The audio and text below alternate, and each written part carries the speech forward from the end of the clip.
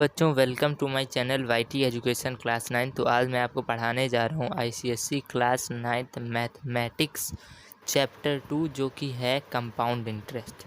तो ये commercial mathematics से रिलेटेड चैप्टर है कंपाउंड इंटरेस्ट। अब देखो, जैसा कि हमने पहली क्लासेस में पढ़ रखा है, पिछली क्लासेस में 7th 8th में तुम लोग पढ़ के आ चुके हो कि सिंपल इंटरेस्ट के बारे में और अदर रिलेटेड बहुत सारे टर्म्स के बारे में। सिंपल इंटरेस्ट से रिलेटेड जो टर्म्स होते थे उसमें लिख PRT/100। अब देखो, इस चैप्टर में तुम पढ़ोगे कंपाउंड इंटरेस्ट के बारे में। अब कंपाउंड इंटरेस्ट क्या होता है? कंपाउंड इंटरेस्ट सिंपल इंटरेस्ट से थोड़ा सा अलग होता है। तो क्या चेंजमेंट होता है इस चैप्टर में, तुम उसी के बारे में पढ़ोगे। अब देखो, पहला है तुम्हारा टॉपिक इंटरेस्ट। ये इंटरेस्ट होता क्या है? ये इंटरेस्ट जो होता है ना, इसे हम हिंदी में क्या कहते हो? ब्याज। ब्याज बोलते हो। तो ये क्या होता है? जब कोई भी बोरोवर, मतलब जैसे तुम गए, तुमने किसी मनी लेंडर को, मनी लेंडर मतलब किसी बैंक या फाइनेंशियल एजेंसी या किसी भी व्यक्ति को दिया, किसी दूसरे व्यक्ति को दिया, तुमने money the besides the original. Beside the original money मतलब ओरिजिनल मनी के अलावा तुम ओरिजिनल मनी पहले ही दे चुके हो, पहले ही कुछ रुपया उसे दे चुके, लेकिन तुम उससे एडिशनल में भी कुछ रुपए दे रहे हो in lieu of the money used by you. मतलब तुमने जो मनी यूज़ किया उसके अभाव में तुम उसे कुछ एडिशनल रुपया दे रहे हो, तो उसी को क्या कहते हैं? ब्याज, इंटरेस्ट। अब देखो, इंटरेस्ट में क्या क्या चीज़ें होती है। पहला होता है प्रिंसिपल। प्रिंसिपल इसे हम हिंदी में कहते हैं मूलधन। मूल मतलब क्या होता है? जो सबसे पहले तुम्हें मिला, जो एक ओरिजिनल चीज़ हो, ओरिजिनल। तो the money borrowed is called principal. Money जो तुम लेते हो उधार, उसे क्या कहते हो तुम? मूलधन, प्रिंसिपल। फिर देखो अमाउंट। अमाउंट क्या होता है? The sum of principal and the interest is called amount. तो प्रिंसिपल प्लस इंटरेस्ट क्या हो जाएगा? अमाउंट हो जाएगा। Amount A is equal to principal P plus interest, ये हो जाएगा तुम्हारा अमाउंट। प्रिंसिपल और इंटरेस्ट को जोड़ दो तो वो तुम्हारा अमाउंट बन जाएगा। फिर देखो रेट। रेट क्या होता है? It is the interest paid on ₹100 for a specific period. किसी को ₹100 पे ब्याज देते हो फॉर अ स्पेसिफिक पीरियड, कुछ समय के लिए, तो उसी को क्या कहते हैं? हम रेट बोलते हैं।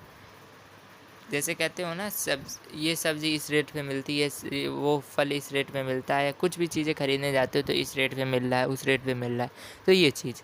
फिर देखो time. It is the time for which the money is borrowed. Time क्या होता है? जब तक वो मनी ली गई है, जब तक वो मनी ली गई है, उधार ली गई है, उसे क्या कहते हैं? समय। टाइम मतलब होता है समय, तो टाइम। फिर देखो सिंपल इंटरेस्ट। सिंपल इंटरेस्ट क्या होता है? It is the interest calculated on the original money for any given time and rate. Interest calculated on original. Original money मतलब प्रिंसिपल। प्रिंसिपल पे जो इंटरेस्ट कैलकुलेट होता है for any given time and rate, उसे क्या कहते हैं? हम सिंपल इंटरेस्ट। तो सिंपल इंटरेस्ट का फॉर्मूला जैसा कि पढ़ के तुम आ चुके हो, SI is equal to principal P into rate R into T time upon 100। यही होता है सिंपल इंटरेस्ट का फॉर्मूला, तुम्हारा यही होता है, SI is equal to PRT upon 100, ये चीज़। अब देखो, अब आगे बढ़ते हैं कंपाउंड इंटरेस्ट। कंपाउंड इंटरेस्ट क्या होता है? अब देखो कंपाउंड इंटरेस्ट, जैसे मान लो तुमने एक साल के अंत तक मतलब जो तुम्हारा ब्याज है, इंटरेस्ट है, तुमने मनी लेंडर को नहीं दिया। मतलब मनी लेंडर मतलब मैंने बताया था बैंक, फाइनेंशियल एजेंसी या कोई व्यक्ति ही हो, कोई दूसरा व्यक्ति, तो उसे तुम्हें ब्याज नहीं चुकाया, तो ब्याज किस में जुड़ जाता है? प्रिंसिपल में। प्रिंसिपल मतलब तुम्हारे मूलधन में जुड़ गया, प्रिंसिपल में जुड़ गया। ब्याज तुमने नहीं चुकाया, वो तुम्हारे मूलधन में, प्रिंसिपल में जुड़ गया, तो ये अमाउंट तुम्हारा अगले साल के लिए फिर प्रिंसिपल बन जाएगा। या जो तुमने ब्याज नहीं दिया तो ये प्रिंसिपल में जुड़ गया, तो यही तुम्हारे अगले साल के लिए प्रिंसिपल बन जाएगा। एक साल खत्म हुआ, अब दूसरे साल के लिए यही तुम्हारा प्रिंसिपल हो जाएगा। इस तरीके से ये प्रोसेस रिपीट होता रहता है जब तक तुम पूरा ब्याज नहीं चुका दोगे, तब तक। तो देखो, इंटरेस्ट पूरा नहीं दोगे तब तक ये प्रोसेस रिपीट होता ही रहेगा। तो the difference between the final amount and the principal is called compound interest. इसे ही हम क्या कहते हैं? कंपाउंड इंटरेस्ट बोलते हैं। अब देखो सिंपल इंटरेस्ट में क्या होता है? सिंपल इंटरेस्ट में प्रिंसिपल कांस्टेंट होता है। कांस्टेंट मतलब बदलता नहीं है, प्रिंसिपल बदलता नहीं है, जो तुमने पैसे लिया है वो पूरे साल वहीं रहता है। लेकिन कंपाउंड इंटरेस्ट में क्या होता है? प्रिंसिपल बदलता रहता है। एक साल अलग रहा, दूसरे साल अलग हो गया। पहले प्रिंसिपल था, फिर प्रिंसिपल इंटरेस्ट भी जुड़ गया उसमें, फिर अगले साल और इंटरेस्ट जुड़ गया, फिर अगले साल तो कंपाउंड इंटरेस्ट, जाहिर सी बात है प्रिंसिपल बढ़ेगा। फिर देखो अब इंटरेस्ट अगर कंपाउंडेड एनुअली हो रहा है तो principal after every year change होगा। कंपाउंडेड हाफ ईयरली हो रहा है मतलब आधे साल पे हो रहा है तो आफ्टर एवरी 6 मंथ्स क्या होगा, कंपाउंड इंटरेस्ट चेंज होगा। ये चीज़ है। अब देखो तुम्हें कुछ एग्जांपल देता हूँ मैं। जैसे मान लो मैंने कहा find the amount and compound interest on ₹25,000 for 3 years at 12% per annum compounded annually. फिर से एक बार सुन लो। फाइंड द अमाउंट ढूंढो और क्या ढूंढो, compound interest CI, compound interest for compound interest on ₹25,000 क्या होगा तुम्हारा, प्रिंसिपल होगा, जाहिर सी बात है। 3 ईयर्स तुम्हारा ये होगा टाइम 12% तुम्हारा होगा रेट। तो अब निकालो इसमें अमाउंट और कंपाउंड इंटरेस्ट। कैसे निकालोगे, देखो पहले तुम क्या करोगे, सॉल्यूशन में लिखोगे प्रिंसिपल फॉर फर्स्ट ईयर तो क्या है तुम्हारा 25,000, 25,000 है। फिर देखो interest for the first year क्या लिखोगे, PRT इंटू 100 तो 25,000 इंटू 12 रेट इंटू 1। देखो यहाँ मैंने 1 क्यों लिखा, तुम कहोगे कि यहाँ आपने 3 क्यों नहीं लिखा। तो देखो सिंपल इंटरेस्ट में क्या होता है, सीधे सीधे ईयर एक जुड़ जाता है, लेकिन कंपाउंड इंटरेस्ट में अगर 10 ईयर भी रहेंगे तो वो 10 पार्ट में होंगे। और सिंपल इंटरेस्ट में क्या होता है, 10 है तो एक ही पार्ट में वो 10 लिखा जाएगा। लेकिन कंपाउंड इंटरेस्ट में चाहे 10 हो 20 हो, इसको हाफ सब पार्ट्स में डिवाइड करके लिखा जाएगा। 20 होंगे तो 20 पार्ट में, एक एक एक एक एक एक, इस तरीके से एक लिखोगे। तो इसीलिए मैंने एक लिखा है। अब देखो PRT इंटू 100 ये किया तो कितना निकल के आएगा इसका, ₹3,000 निकल के आया। तो अमाउंट आफ्टर 1 ईयर क्या हो गया, अमाउंट आफ्टर 1 ईयर 25,000 प्लस 300, क्योंकि अमाउंट क्या होता है प्रिंसिपल प्लस इंटरेस्ट। प्रिंसिपल तुम्हारा था 25,000 और इंटरेस्ट तुम्हारा निकल के आया 3,000। तो इसको क्या जोड़ के बना दोगे तुम, ₹28,000 हो जाएगा, 28,000। तो देखो प्रिंसिपल फॉर सेकेंड ईयर अब क्या बन जाएगा, 28,000। जैसा कि मैंने बताया था कि जो पहले ईयर का अमाउंट होता है वो दूसरे साल में प्रिंसिपल बन जाता है। तो 28,000 तुम्हारा प्रिंसिपल हो गया। फिर अब फिर करो compound interest, 28,000 into 12 into 1 into 100 तो ये क्या हो जाएगा 3,360 हो जाएगा। तो ये तुम्हारा 3,360 अमाउंट आफ्टर 2 ईयर्स। अब देखो इसको जोड़ लो, 28,000 प्रिंसिपल प्लस इंटरेस्ट है 3,360, इसको जोड़ोगे तो आएगा 31,360, 31,360 रुपीज़। तो ये तुम्हारा प्रिंसिपल हो गया फॉर द थर्ड ईयर 31,360। अब देखो interest for the third year, तीसरे साल के लिए इंटरेस्ट क्या होगा, तीसरे साल के लिए इंटरेस्ट देख लो, 31,360 इंटू 12 इंटू 1 अपॉन 100 तो ये हो जाएगा तुम्हारा 3,763.20, ये हो जाएगा तुम्हारा इंटरेस्ट। तो amount after 3 years principal plus interest, principal था तुम्हारा 31,360 प्लस 3,763.20, ये है तुम्हारा इंटरेस्ट। इसे जोड़ के क्या करोगे तुम, 35123.20 आएगा, ये निकल के आएगा तुम्हारा। तो कंपाउंड इंटरेस्ट फॉर 3 ईयर्स क्या हो जाएगा, देखो final amount minus original principal कर दो, compound interest final amount minus original principal कर दो। देखो अमाउंट का फॉर्मूला होता है A इज़ इक्वल टू, सही से दिखाता हूँ, A is equal to P plus I. देखो I का फॉर्मूला, कंपाउंड इंटरेस्ट का फॉर्मूला कैसे बनेगा, I is equal to final amount minus original, A इधर ही रहेगा और ये P इधर प्लस में इधर माइनस में आ जाएगा, तो I is equal to A minus P। तो यही होगा final amount minus original principal. तो कंपाउंड इंटरेस्ट तुम्हारा क्या हो जाएगा 35123 फाइनल अमाउंट है ये तुम्हारा अमाउंट आफ्टर 3 ईयर 0.20 और माइनस क्या करोगे ₹25,000 जो तुम्हारा पहले का सबसे पहले का प्रिंसिपल था वहीं लोगे। तो ये क्या आ जाएगा तुम्हारा निकल के 1013.20 ये हो जाएगा तुम्हारा आंसर। तो कंपाउंड इंटरेस्ट फॉर 3 ईयर्स ₹10123.0 आ गया ये चीज़।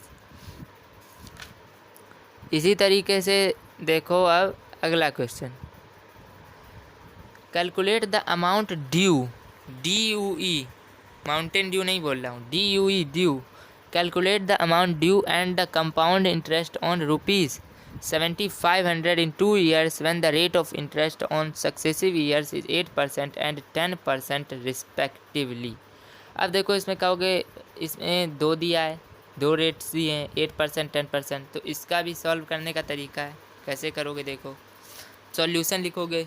Principal for the first year क्या है ₹7,500, सबसे पहले वाला रेट क्या है 8%, उसे लिख दिया। Interest for the first year क्या हो जाएगा ₹7,500 इंटू 8 इंटू 1/100, आंसर क्या आ जाएगा 600 निकल के। Amount for the first year क्या हो जाएगा प्रिंसिपल प्लस इंटरेस्ट 7500 प्लस 600 8100 हो जाएगा तुम्हारा अमाउंट। फिर देखो principal for the second year 8100, rate क्या है 10%, दूसरा जो रेट था वो 10% था और principal for the second year 8100 हो जाएगा, रेट 10% है।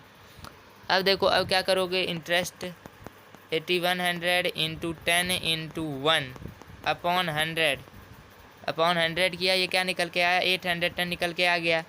फिर amount due DUE after 2 years, amount after 2 years क्या होगा 8100 प्लस 810 इज इक्वल टू 8910 ये हो गया तुम्हारा अमाउंट। अब compound interest for 2 years, amount minus principal कर दो, पिछले क्वेश्चन में भी बताया था अमाउंट माइनस प्रिंसिपल करो। अमाउंट है तुम्हारा आखिरी साल का 8910 माइनस प्रिंसिपल सबसे पहले क्या था 7500, ये क्या आ जाएगा तुम्हारा निकल के 1410, तो ये हो गया तुम्हारा कंपाउंड इंटरेस्ट। और अमाउंट तुम्हें पता ही चल गया, अमाउंट लिख ही लिया 8910 है, कंपाउंड इंटरेस्ट और अमाउंट दोनों मिल गए। अब देखो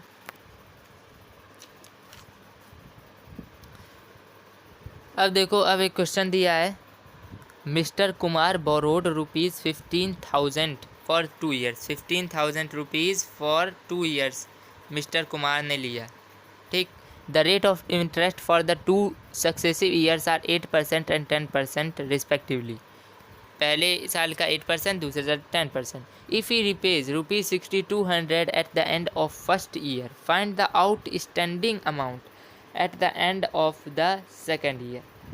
अब देखो इसको कैसे करेंगे इस क्वेश्चन को, सबसे पहले सॉल्यूशन लिखो। प्रिंसिपल क्या है पहले साल के लिए 15,000, रेट क्या है 8%, क्या करोगे इंटरेस्ट 15,000 इंटू 8 इंटू 1/100, ये निकल के क्या आ जाएगा तुम्हारा 1200, ये 1200 आ जाएगा। फिर देखो amount after 1 year 15,000 plus 1200, principal plus interest होता है 1200 इंटरेस्ट था तुम्हारा, तो और 15,000 तुम्हारा principal plus interest is equal to क्या हो जाएगा 16,200। तो देखो money repaid at the end of first year, money repaid at the end of first year क्या दिया है क्वेश्चन में 6200 दिया है, तो क्या हो जाएगा principal for second year ₹16,200, 16,200 minus 6200, ये माइनस किया, ये क्या निकल के आ गया ₹10,000, 10,000 तुम्हारा निकल के आ गया principal for the second year.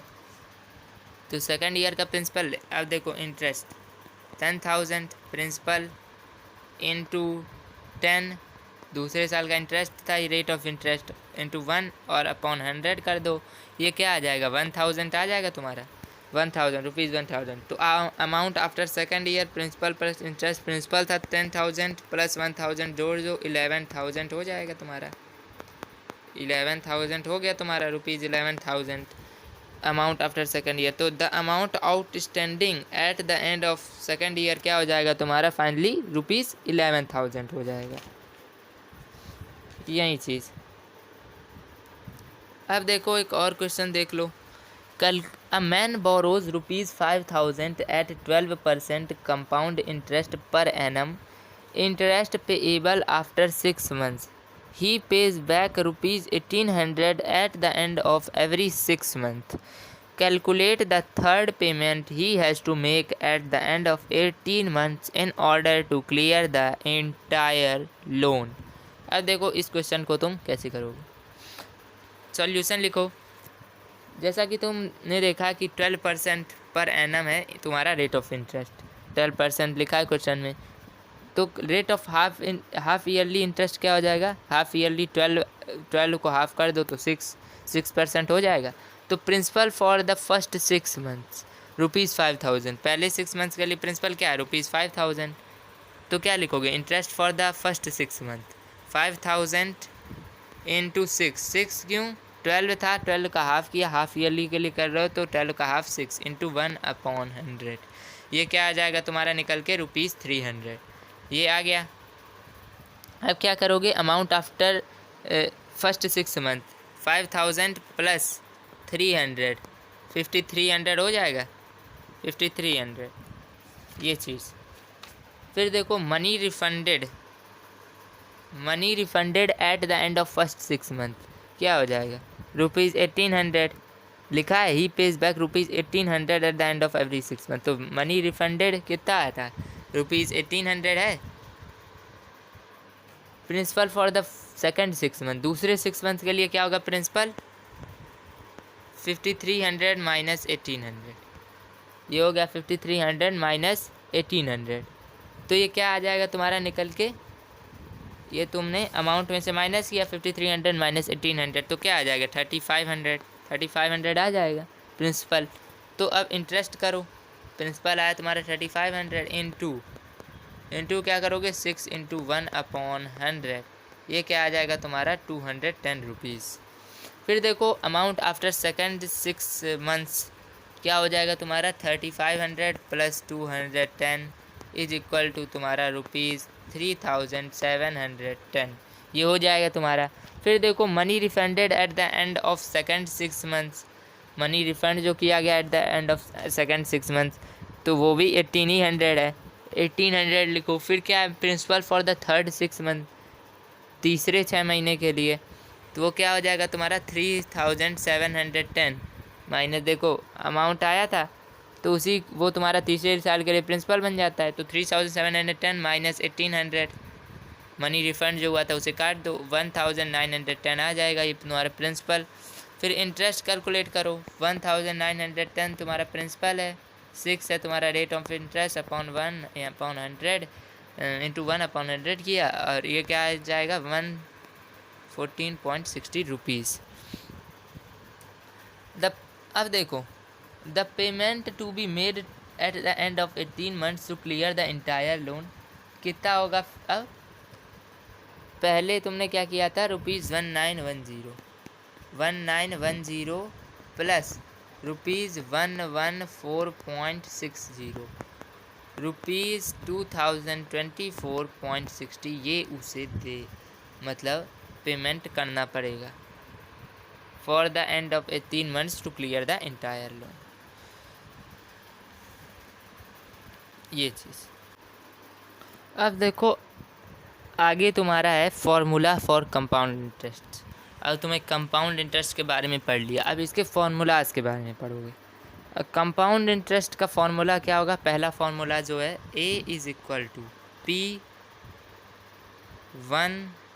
Plus R/100 की power n to the power n, जहाँ A क्या है फाइनल अमाउंट है तुम्हारा, P क्या है प्रिंसिपल है, R क्या है rate of interest compounded yearly and, और एन क्या है, n is the amount of years, years कितना साल, ये है।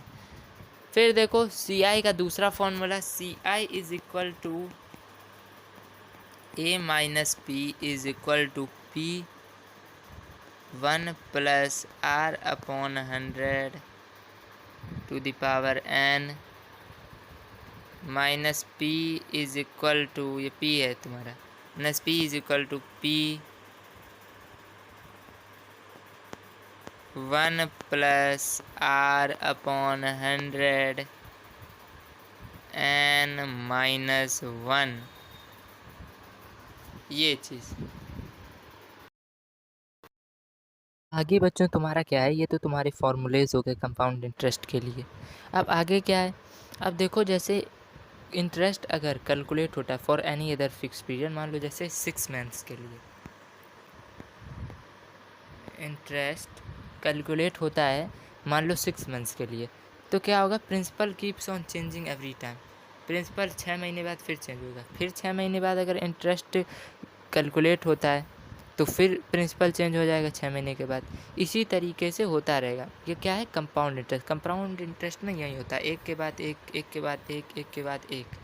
कंपाउंड इंटरेस्ट मतलब होता ही है ये तुम्हारा चक्रवृद्धि ब्याज इसे बोलते हैं हिंदी में। चक्र मतलब होता है कि एक के बाद एक चीज़ होना, जैसे बोलते हो काल चक्र, समय का चक्र। समय क्या होता है, एक के बाद एक समय आता जाता है, तो यही चीज़। तो इसी तरीके से अब देखो, the time for one specified interest period to the next period, इसे क्या बोलते हैं हम, कन्वर्जन पीरियड। एक स्पेसिफाइड इंटरेस्ट पीरियड से तुम दूसरे में जाओगे, फर्स्ट से दूसरे में जाओगे तो उसे क्या कहेंगे, फर्स्ट स्पेसिफाइड इंटरेस्ट पीरियड से दूसरे नेक्स्ट पीरियड में जाओगे तो उसे कहेंगे हम कन्वर्जन पीरियड। अब अगर ये स्पेसिफाइड पीरियड 1 साल के लिए होगा तो compound annually, interest is compounded annually, interest annually compounded होगा। अगर ये, और फिर क्या होगा, 1 कन्वर्जन पीरियड होगा। इंटरेस्ट कंपाउंड एनुअली होगा तो 1 कन्वर्जन पीरियड होगा एक पीरियड में, एक ईयर में। और अगर ये 6 मंथ्स के लिए होता है, इंटरेस्ट 6 मंथ्स के लिए होता है तो इंटरेस्ट कंपाउंडेड सेमी एनुअली, तो क्या होगा, तब there are 2 conversion periods in a year, तब उसमें 2 कन्वर्जन पीरियड होंगे। तो अब देखो एक है, 1 साल के लिए एक होगा, 2 साल के लिए हाफ हाफ हो जाएगा तो 2 हो जाएंगे। वही चीज़ अगर ये 3 साल के लिए इंटरेस्ट इज़ कंपाउंडेड क्वार्टरली, 4 साल के लिए तो 4 कन्वर्जन पीरियड, 3 साल के लिए तो 3 कन्वर्जन पीरियड, मतलब 3 बार अगर कंपाउंडेड होता है इंटरेस्ट, कंपाउंडेड कंपाउंड होता है तो वो चीज़।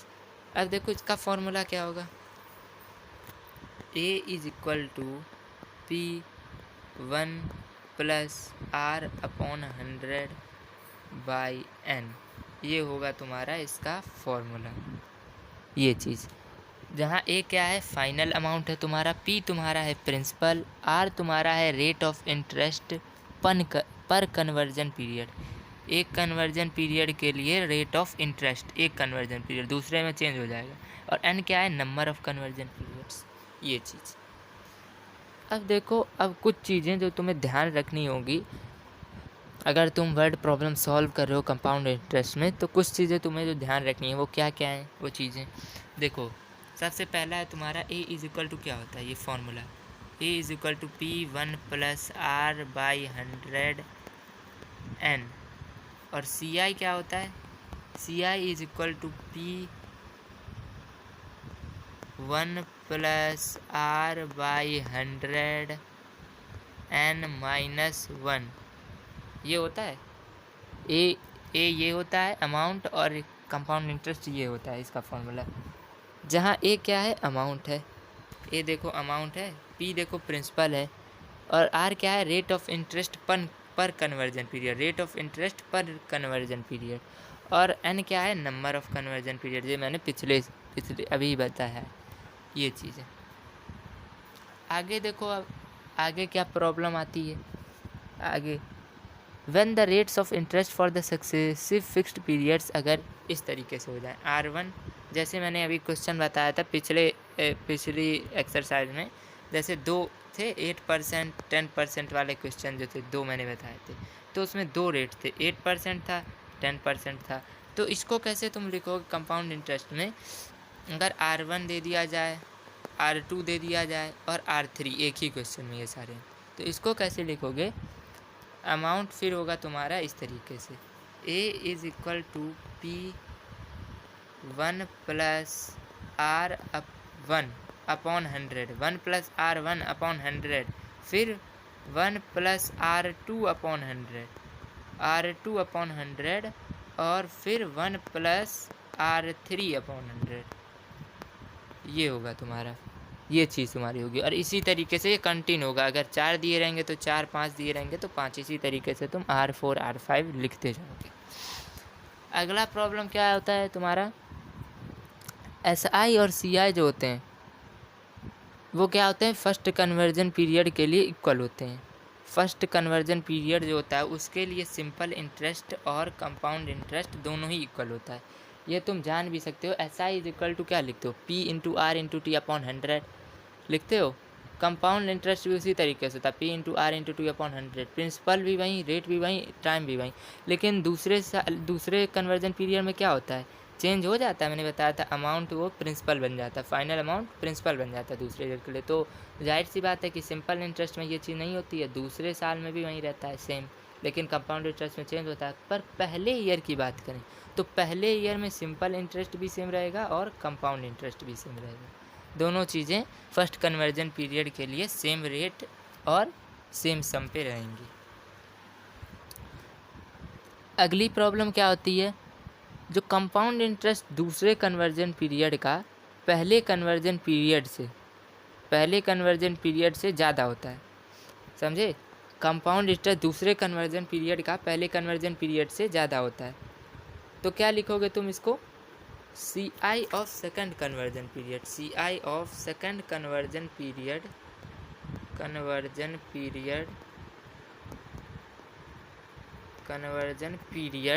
इज इक्वल से क्या, sorry, second period minus CI of first conversion period is equal to SI on the interest of the first conversion period, ये होता है इसका फॉर्मूला। अगर तुम सेकंड कन्वर्जन पीरियड से फर्स्ट कन्वर्जन पीरियड का CI माइनस करोगे दोनों के, तो क्या वो निकल के आ गया, SI on the interest of the first conversion period.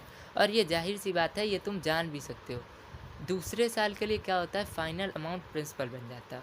और वहीं पहले साल के लिए क्या होता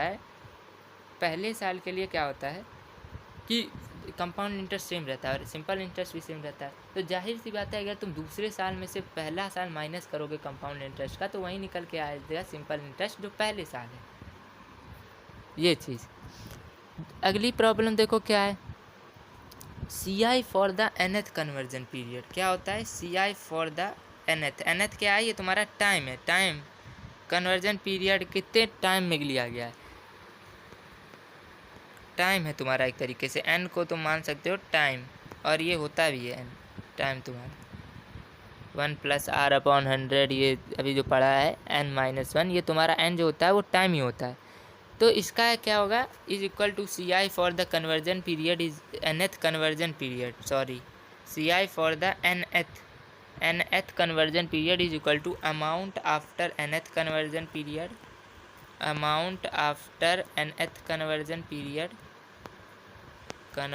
period minus amount after n-1 bracket में, इस तरीके से amount after n-1 conversion period, ये होगा amount after n-1 conversion periods. देखो अगली प्रॉब्लम क्या है, अब देखो जैसे टोटल टाइम अगर complete number of conversion periods पे नहीं